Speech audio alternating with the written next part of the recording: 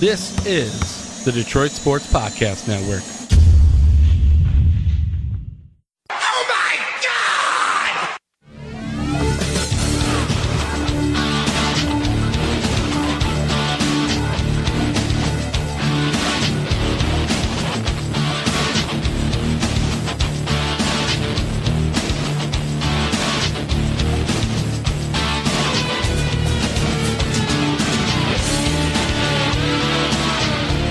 Welcome, everybody, to DocNJock's Wrestling Podcast. This is episode 63. On this podcast, I have some horrible news that took place on Friday for myself. Also, a Power Ranger is running the ropes. And, of course, we're going to review Raw and Smackdown. Doing it with me, as always, he's the one, he's the only, he is the Doc, John Macaroon. What's up, cuz?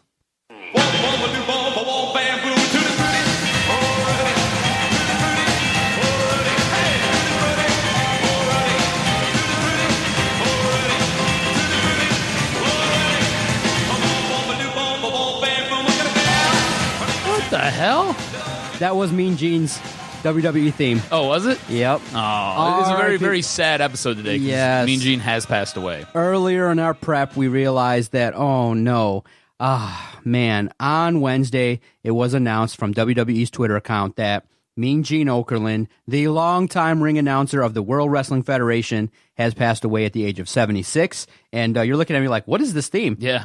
That was Mean Gene's entrance theme. I didn't realize that. Yeah, everybody usually gets something, and obviously wrestlers, they're more distinct, and Mean Gene's was that, and he was a guy that was legendary. He will be missed. Everybody's now on Twitter memorializing him, sharing their memories of a guy that just was, you know, kind of like an everyman, just a guy that was really funny, that was a character that was immortalized by Hulk Hogan and all the great interviews, Andre the Giant.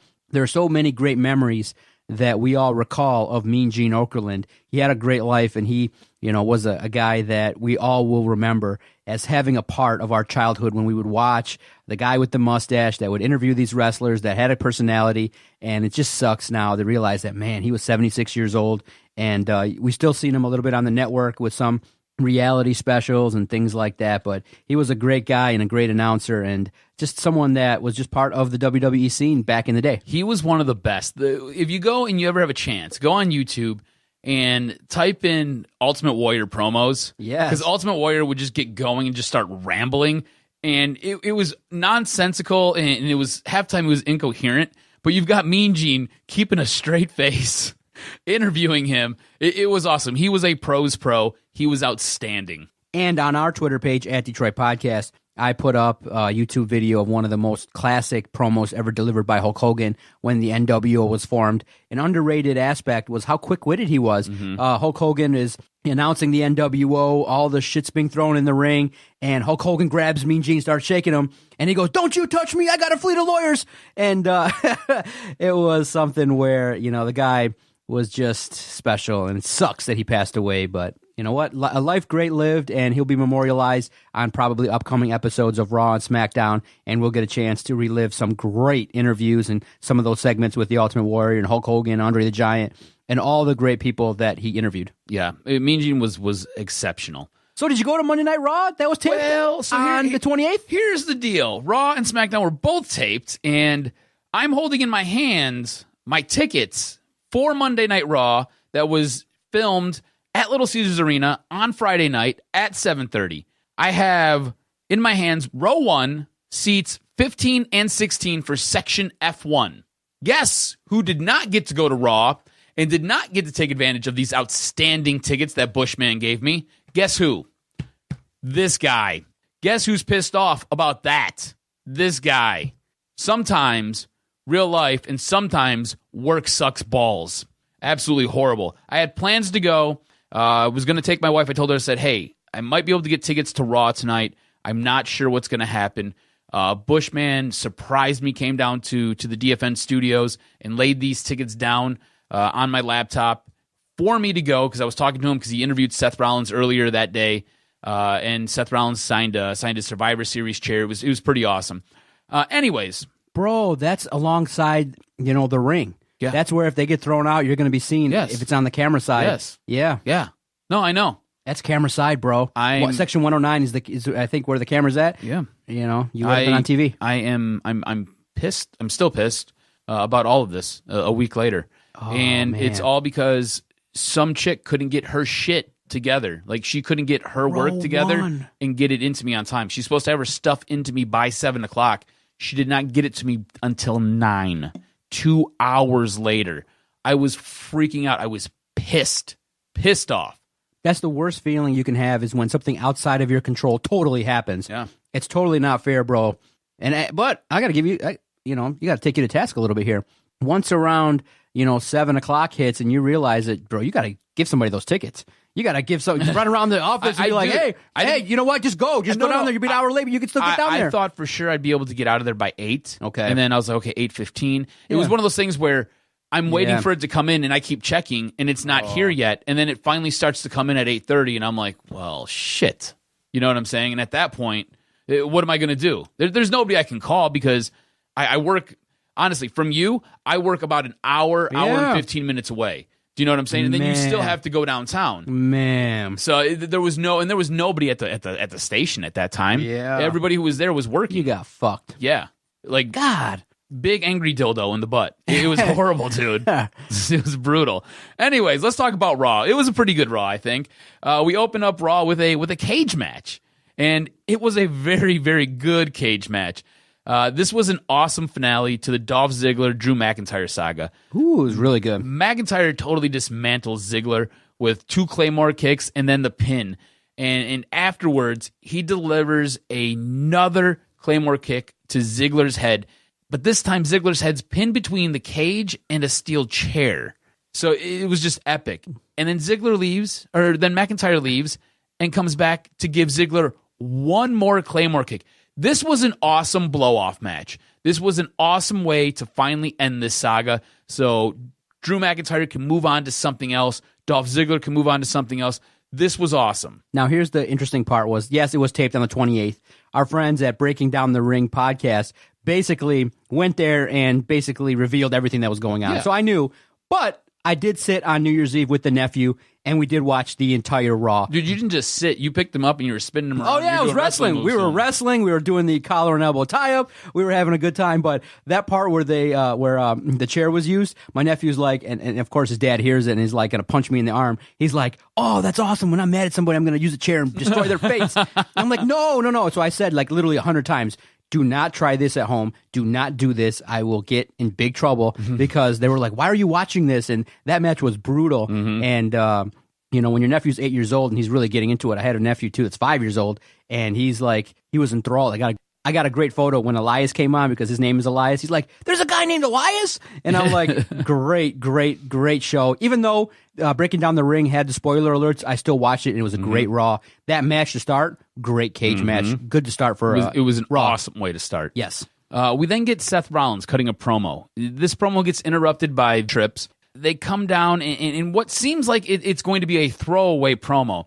But intertwined in all this and mixed in was Triple H making the announcement that there will be no more automatic rematches, which is important. The automatic rematch was established to sometimes continue feuds and prolong feuds as they were getting things set up to continue. So no more of that. So no more auto rematches. So if you lose your belt, you then have to fight your way back to the top, which I think is awesome. Also, this set up Seth Rollins as the face of Raw. This really, at this point, there is no more Roman Reigns. So who's the next guy? It has essentially been bequeathed to Seth Rollins. Seth Rollins is now the face of Raw.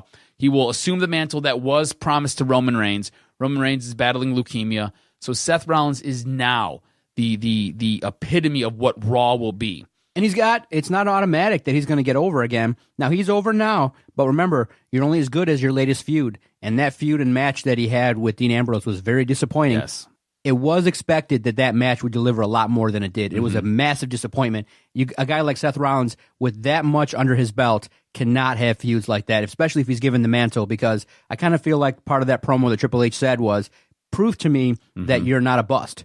And he's got a big year ahead of him. He's got to prove it because there are a couple guys now coming in that might pass him real fast. EC3's got talent. You got Lars Sullivan that's supremely talented. You might have AJ Styles show up on Raw. So in WWE, you're always in a prove me state. It's time, Seth Rollins. Take the mantle and go. Yes. Let's go. Here's the ball. Run with it. Through the course of this promo, we also get an announcement that we're going to have a battle royal for a shot at Dean Ambrose's IC strap later on in the night. Also, Seth Rollins will take on Bobby Lashley later on in the evening as well. Did you realize, I could not believe it, that certain wrestlers have not appeared on Raw for the entire year? It's nuts, isn't it? Isn't it crazy? Mm-hmm. It's unbelievable that you realize how fast a year happens. It's been a year since John Cena's been on television on SmackDown, and you realize, holy cow, there are guys with great talent. Zack Ryder had to go out and tweet and say, I've not had a match in 2018 on Monday Night Raw. Zack Ryder relegated to awesome. main event. It's not right. He's over. Mm-hmm. You got a chance to highlight that guy. He gets into the Battle Royal, but doesn't win it. Yeah. In the Battle Royal, we had the likes of Finn Balor, Baron Corbin, Lucha House Party. Titus O'Neil showed up, Apollo Crews, and Kurt Hawkins, as well as, like you said, Zack Ryder. This was called the Fresh Start Battle Royal. It was used to determine who's going to face Dean Ambrose later on in the evening. Apollo Crews' performance was pretty solid. He eliminated 8 superstars. He ends up winning. I thought this was impressive, but at the same time, head-scratching, because why Apollo Crews? What's going on here? You have a guy like Finn Balor. You've got other big-name stars in this, but it's Apollo Crews. This is a guy who has had a very lackluster 2018. But I think if you look at it from that perspective, fresh start, that's a guy that needs a little bit of a push. Everybody else in that ring, you could have gave it to Zack Ryder, maybe Mojo Rawley, but the guy that probably is the most deserving of a fresh start and a push, Apollo Crews. He's got something if you can just get it out of him. Are you concerned that they're going to cram Apollo Crews down her throat now? Do you think he's going to be the new guy that they shove? No. What will happen is sometimes you just have to move the spotlight on somebody and say, can you get over? Now, when he won the match, the crowd reacted. They were happy. Zuzu liked it. My nephew really was like, oh, this guy's cool. My nephew, though, was a little bit, and I could see why Vince picks the guys that he likes, okay? My nephew saw Baron Corbin, and he saw Apollo Crews. And just on the television at 8 years old, he recognized, dude, Baron Corbin's big. And so he saw it with his eyes, and he said, wow, I want Baron Corbin. He doesn't know if he's a good guy or bad guy, just on appearance sake. Right.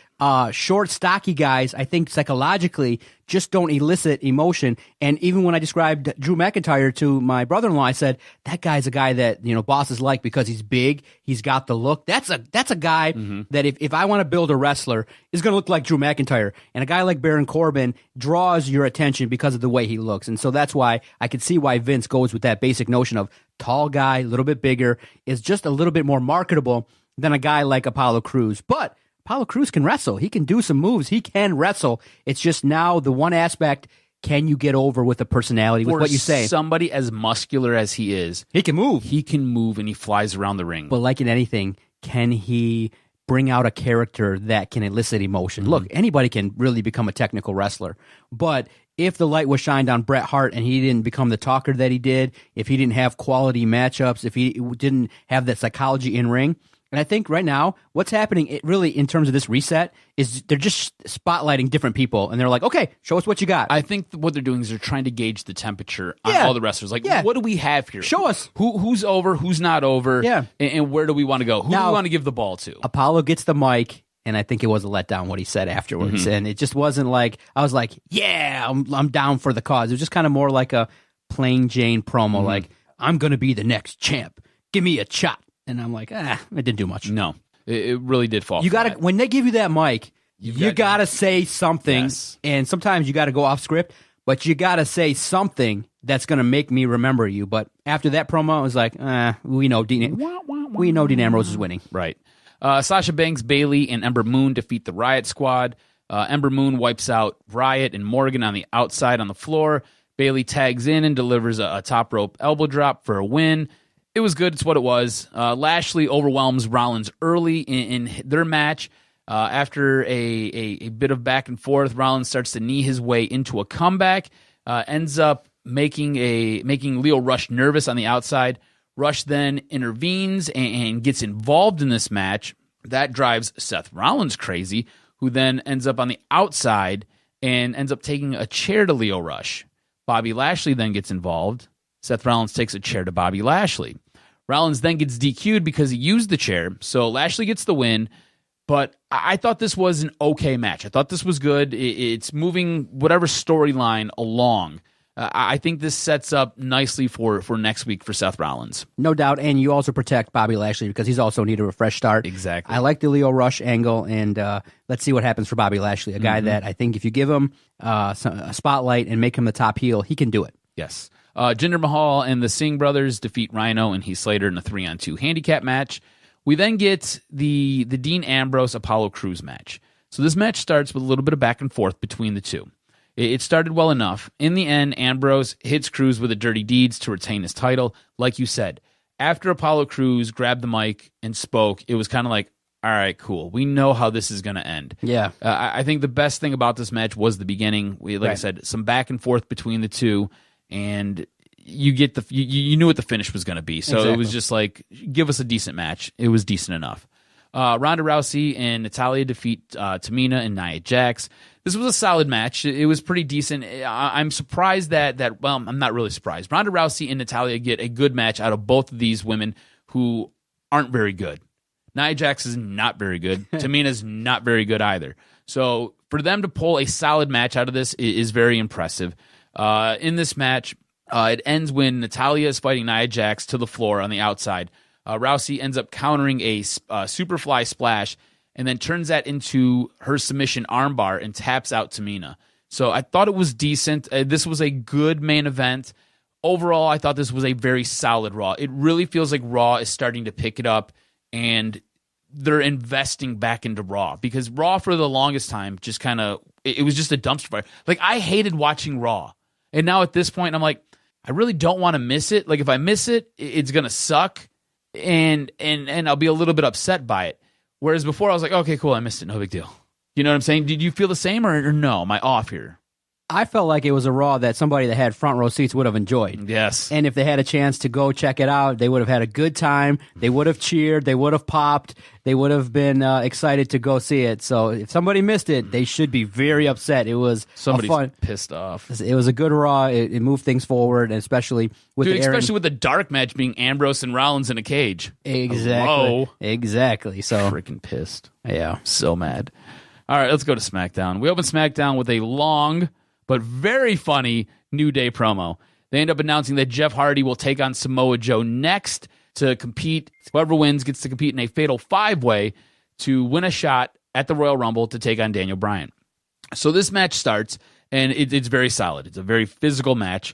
Samoa Joe put Hardy to sleep with a coquina clutch and ends up punching his ticket to compete in the fatal 5-way match. Again, with the winner facing Daniel Bryan at the Royal Rumble. I thought this was solid. It was a good opening match. Again, the opening promo was a little bit long, but New Day does such a fantastic job, not just with physical comedy, but with delivering their lines and hitting their punchlines. Rusev ends up coming out to cut a promo, and that's when Nakamura sneaks up behind him. He was over, too. The crowd was into. Dude, the crowd loves him. Yes. Nakamura sneak attacks him. Lana gets involved. She becomes collateral damage when Rusev kicks Nakamura.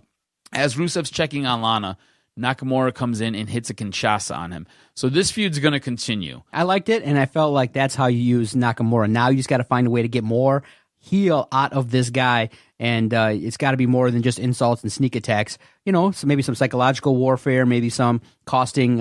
Maybe you have a situation in which somebody else gets the belt, and then you finish this feud out at a pay-per-view. Next, we have Naomi taking on Sonya Deville, who gets a win with the help of Mandy Rose. The best thing to come out of this match was a text message that you sent to me where Jey Uso should take all three of them on. Yeah. And I said, yes, I agree 110%. And I like the fact that would be hot. I like the fact that Mandy Rose is like, I sent this. Now, I think that if you're going to go down this road of sexuality, I was like, okay, that was nice with the towel, but you could have, spiced it up just a little bit. Wait, bathing suit. No. The towel's better. No. Towel's better, yeah. Because it shows she was naked at one point and she had to put that towel on. Don't be surprised if it gets a little bit more risque. I could see the hand bra, like putting the arm over the boobs to cover them up, and her sending that, and that'll pop up on the Titantron. So good for her for embracing this role, and this looks like it's going to be an interesting storyline. I like this. I'm intrigued by all of this. Next, this is probably the best part of SmackDown. John Cena comes out. Now, John Cena needs to do something with his hair. His hair is a mess. It looks horrible on him. He needs to cut that. He popped fun at his own hair, popped fun about not being there. He did a John Cena is awesome with a microphone. So John Cena comes out and he basically begs for a match. Yes. Says, look, I'm here. I don't know why I'm here, but I need a match. Let's hit that music. Let's go. Whose music hits? Becky Lynch. It's the man. The man answers the bell. She comes down. They go back and forth, which was outstanding. Becky Lynch and John Cena. The best part about Becky Lynch is she did not shrink in the spotlight. No. She grew 10 feet tall. And she went head-to-head with John Cena, and that's hard to do. We've seen many, many wrestlers struggle on the microphone going up against John Cena. And the best line she delivered was, if you continue to look at me that way, Nikki Bella won't be the only female that drops you this year. Yes, that was a which great line. was great. Great line. Absolutely Delivered great. well. Yes. Delivered perfectly. Yes. So while this is going on, Zelina Vega and Andrade Cien Almas interrupt, and this sets up a mixed tag match. Now, this was a really fun match. I thought this match was very, very good. There was nothing exceptional about it, but I thought it was fun. The whole purpose of this match was to get Becky Lynch over. That was the main instruction of this match.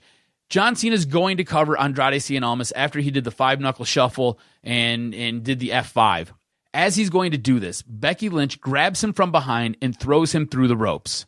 Zelina Vega comes in and rolls up Becky Lynch. Becky Lynch kicks out, rolls through, and slips in the disarmor and gets the submission move. So you have a couple things happening here. One, she just threw the biggest star in WWE out of the ring so she could get the win. All right? Awesome. So kind of a heel move, but not real bad. She's still walking this line of this great character where she's super over with the fans, but she's kind of a heel, but she's kind of not. So awesome on her and great match planning here. On top of all that, Zelina Vega rolls her up, and in one fluid motion, she kicks out, rolls through, and slips in the disarmor for the win. It was awesome to watch this match unfold. This match was incredible. From the setup with John Cena to the very, very end where Becky Lynch gets the win and the submission victory. It was great. From here, we go to the main event, which is the Fatal 5-Way. Now, throughout the night, you've had different promos with AJ Styles and Vince McMahon talking about, do we get the real AJ Styles? So AJ Styles starts this match super hot, showing off his new aggressive demeanor. In the end, this breaks down. We had a great exchange in the middle of the match between Mustafa Ali and Rey Mysterio. This was capped off with a Spanish Fly. In the end, AJ Styles hits a 450 splash from the side of the ring on Randy Orton for the pin. Yeah, baby. This was awesome. It was a really, really good match. It was an awesome main event. It sets the scene for the Royal Rumble where AJ Styles will challenge Daniel Bryan. SmackDown, I thought, was outstanding. It was a great show. Obviously, having seen the spoilers, one of the first things that people said was, AJ Styles won. AJ Styles won. I'm like, yes. I like the fact that he's going to get a push. And look, like I said, he's had a year-long push anyway. And this is the guy that's the best to start the year off with potentially a match that could be of, anytime that you put AJ Styles with Daniel Bryan, it could be a match for the ages. So at the Royal Rumble, I want to see it. Yeah, it's going to be awesome. In your opinion, in your assessment, which show was better? Now, this is a tough one, too, because I liked Monday Night Raw. It was entertaining, especially from the perspective of watching it with the kids. SmackDown probably was the better show, but I want to give Raw credit. I think for having shows taped on the 31st and the 1st, I think both were pretty much equal because of the fact that you got a chance to see a lot of things going on Raw. SmackDown was good, but there were, again, some long promos. So I think tie to start the year would be okay. I think SmackDown was just a smidge better. And again, I think what SmackDown benefits from is it's only a 2-hour show. Yeah, for sure. The 3-hour programming for Raw becomes really, really difficult. Yeah. And you sometimes get these weird filler matches or you get these weird filler promos, and sometimes it just drags on and on and on. I think SmackDown wins. They can get the point. No problem with that at all. But it's by a mere inches. As far as match of the week, so my unbiased opinion is the opening match on Monday Night Raw. Yeah. Between Drew McIntyre and Dolph Ziggler. This was outstanding. You would be entertained if you only had 10 minutes to watch. Jock's match of the week is Drew McIntyre and Dolph Ziggler cage match. Oh, no. But my biased opinion is John Cena and Becky Lynch being challenged by Zelina Vega. And it's not a bad match either. Just because of everything that took place with John Cena and Becky Lynch from the beginning. And it was a very, very fun match. This was one of those matches that you could just watch and just be entertained. The turn. All right, so that's the match of the week for you? Both. God, Can I give both? Yeah, Can I do sure, both, please? sure, no problem. So unbiased, go watch this one because this Right. is awesome. Biased, go watch this one because I'm a Becky Lynch fanboy and I you love should. John Cena. You should watch one match from each show. It's not a problem. Yeah, I don't know. I love Becky Lynch and I love John Cena. So John Cena came out, I damn near took my pants off. And then Becky Lynch came out, my pants were definitely off. Hit me with this week's pro wrestling news and notes. Okay, so quite a bit going on. All Elite Wrestling is going to happen. All elite. So this is what is going on with Cody Rhodes and the Young Bucks, okay? They've got the backing with Shad Khan's son. Shad Khan owns the Jacksonville Jaguars. So All Elite Wrestling is a real thing. It was announced on January 1st. It's a legit thing. On Instagram and on Twitter. What does this mean? What does what mean? Now we got a new league that's... Yes, we have a new wrestling promotion. So you're saying this means we got a new wrestling promotion? Yes. Wow. Cody Rhodes did not want to sign with WWE. He was done at ROH and done with New Japan. He's seen the success of All In and said, I'm going to do my own damn thing. Cody Rhodes posted on Instagram, this is where I got this from, I feel so damn lucky. I believe that more than talent, more than chance, work ethic will guide me where I'd like to go. To be executive vice president of our new venture and to be flanked by Matt and Nick, that's the Young Bucks, and a few familiar names sharing this position is my dream job. I can't think of a time where so many wrestling top free agents all opted out of the road, usually traveled, and instead wanted to start something new. I'm very excited to see AEW into existence. What's old isn't new. What's new is new. Perception is reality. Reality is reality. Fans first. So this is going to be awesome. This seems like you've seen what they did with All In. This looks like it has a real shot to be something different than what you have going on with Monday Night Raw, what you have going on with Impact, what you have going on with ROH. It's going to be interesting to see what's going to happen here. They are doing a show called Double or Nothing. There is also some discussion with a television station for a TV contract, so we're going to have to keep tabs on this. Generally, wrestling promotions do not survive unless they have television, so we've got to see what's going to happen here. Jason David Frank, do you remember him? So he was the Green Power Ranger. Oh, okay. All right. He played Tommy Oliver in the Power Rangers. He is set to make his pro wrestling debut for Laredo Wrestling Alliance in Laredo, Texas. Also, The Rock bought his mom a house for Christmas. Must be nice to be The Rock. Impact Wrestling. Their troubles are continuing. Yes.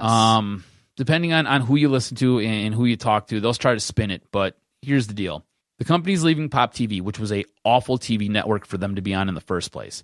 They're going to Pursuit, which is a television network. I don't know where you can get it or how you can get it. I'm not sure if you have it. I'm not sure if I have it. I have no idea where it's at. And here's the problem, okay? Because with Impact, you start realizing, okay, how are these decisions affecting the company? Mm-hmm. Okay, and you realize, what's the goal of having, being on television? To get people to see the product. So in consecutive years now, they've gone from channel to channel to channel. Mm-hmm. Now, have they gone to channels that have increased viewership? No. With each move to different channels, they're going to networks that have half the audience of the previous network that they were already on. Yep. So Pursuit currently has half the audience and is in half as many homes as the Pop channel. Yes. So this strategy is crazy. And Pop was a hard channel to find for most people. Yeah. I mean, like if you had DirecTV, I know you had it because that's how I used to watch it. I got rid of DirecTV. So then I have Sling now. I don't have it.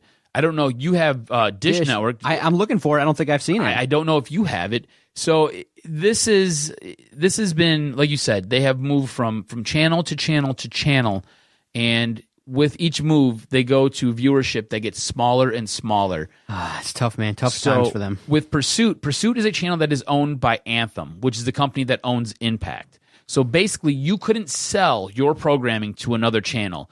Your company that owns you had to absorb you, is basically what happened. And then do you when you look at it, do you know what else is on the Pursuit network? No, I have no idea what's even on it. It's hunting, isn't it? Yeah. It's like the old, what is it, like the Outdoors Network or Outdoors Channel or whatever it was. The what became Versus. Nuts. Absolutely nuts. So the reports are, Impact tried to sell this company to WWE. You remember a few months ago where there was Impact, it was meeting with WWE execs. They were trying to sell Impact Wrestling to WWE. They tried to sell it to Cody Rhodes and the Young Bucks instead of them starting AEW, as well as trying to sell this to other programming and other television providers. nobody wants this company. Nobody wants to buy this. So Anthem has to absorb it and put it on a station, on a channel that has small viewership. Do you think this is it's the not even with beginning Comcast of the end of Impact? There's a company behind it that has money. I just don't know what the hell they're trying to do. It's very perplexing. I don't know. I have no idea. I know that they have their own streaming network and they try to push this as part of their streaming network, but I just don't get it. I think overall, for the most part, Impact puts on a decent product. I haven't watched in a little bit, but the few times I have tuned in, it's been good. It's not great. But I don't know what you're doing. I don't know how this works. I don't know how this benefits you. It doesn't make any sense to me. It's weird, man. They got a lot of work to do, and now you probably are going to have a real hard time with AEW being in the mix. I think that's a good name, solid name, and with the experience of Cody Rhodes and the Young Bucks in their marketing, these guys have already done it once. Mm-hmm. Who's to say that they're going to have struggles and things like that? But the big thing is these are three guys who got themselves over. Exactly. They got themselves over, and they got their characters over, and so much so that they were able to host their own promotion because Dave Meltzer said, "I don't think you can do it." Now, there is a difference between being talent and being management, and they'll come to realize that, okay, getting television deals, working around wrestler schedules, promoting the brand, and funds, it's going to be tough. But if you can legitimately, and here's the first thing you got to do, you got to pinch a current star. And I think maybe a candidate that if they wanted to, if they could secure big funding, make a play for AJ Styles. You get a television deal. If you can make it happen, boom, he comes off of WrestleMania, and you can get on television that first Monday, and you can, look, you're not going to compete with the Monday after WrestleMania, the Raw that takes place after WrestleMania, because that's usually when big shit happens, all that. But if you position yourself and you can get on television, or you can live stream something cool, AJ Styles showing up on your programming the day after WrestleMania, if his contract ends, that's probably a big get that will make some news that puts you on the map, AEW. That would be huge. You got to pinch a star, because that's what, if you remember, when Nitro came on the air, one of the first things that happened was Lex Luger shows up, and everyone was shocked. And then what started to happen was steadily WCW started pinching stars, and then they started to go and compete. And I think you don't have to do a lot. You don't have to pinch the entire roster, but a couple stars. Maybe like a Zack Ryder. They maybe have to be guys who are Dolph in their Ziggler. prime. No, nobody who's aged and over the hill. Now imagine, could Dolph Ziggler be the Jericho of AEW? You come in and you bring him in, you highlight him, you put a spotlight on him, and you got a guy that can maybe do some things. That'd be cool. With a rocket ship strapped to their ass could do some things. So I can't wait to see what AEW does. It's gonna be fun. Yeah, it'll be good. I think this is a good move for wrestling fans. It's a good move for the wrestling industry.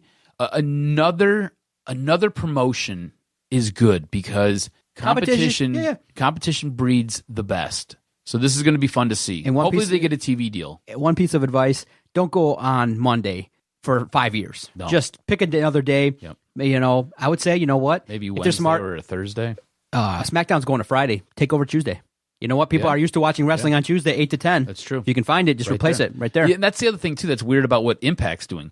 Impact is going to Friday nights at 10 o'clock on Pursuit. So it's a bad time slot on a bad channel. And why? And the thought process is, well, SmackDown's going to Fridays from 8 to 10. They're desperate. So we'll pick up whoever's still tuned in. Nobody wants to be tuned in on a Friday night. You know how much SmackDown I'm going to watch? It's all going to be DVR'd. Right. Because I got things going on a Friday. Right. Get the hell out of here. Great kickoff to the year talking professional wrestling. I want to thank those that support the network and our podcast. I want to thank the Breaking Down the Ring podcast. Follow them on Twitter at BDRcast for all things social media related to the Breaking Down the Ring podcast. They air every single Wednesday live on the Podcast Detroit platform. Definitely check out Dennis Farrell at Dennis77 Farrell. Tune in on the 6th of January, where his national wrestling program is syndicated nationally on 80 stations plus. Definitely look for Dennis and the things he's doing with the Wrestling Perspective podcast. His show airs with P.D. Williams from Impact, so you can get some insights in regards to what Adam and I spoke about. Definitely Dennis is a good follow, and the work that he's doing, we have shows on each other's networks, and it's a great working relationship. Love working with Dennis. Also, Wrestle Kingdom goes off tonight. Wrestle Kingdom, I think Wrestle Kingdom 13 happens tonight. What's it highlighted by? Anything big? I don't know. I haven't been paying a whole lot of attention to what's going on in New Japan. I do know that Jay White is now the leader of the Bullet Club. Okay. He's going to take on Okada for the IWGP Championship. Wrestle Kingdom is a big NJPW show. It's massive. It's essentially their WrestleMania. All right.